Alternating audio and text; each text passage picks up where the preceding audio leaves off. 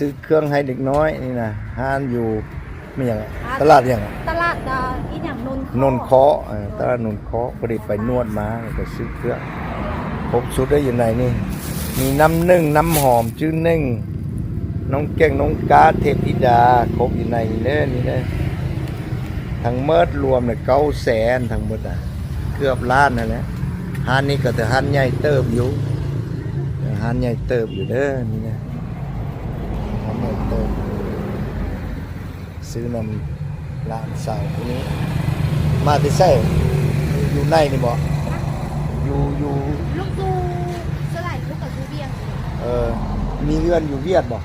โดยลูกกับนี่เพื่อนดูเบียงผมแม่ฮั่นบ่มาเอาครอบครัวแบบนี้อย่างมาลาวนี่แหละโอ้เอาผัวอยู่ลาวบ่นี่คน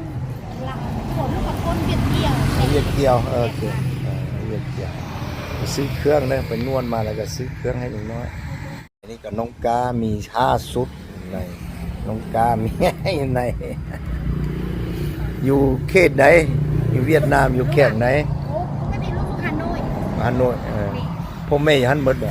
แม่น่ะพ่อแม่ลูกกับพูดเจ้าก็ฮู้ภาษาลาวเหมือนหมู่เขียนบ่ทันได้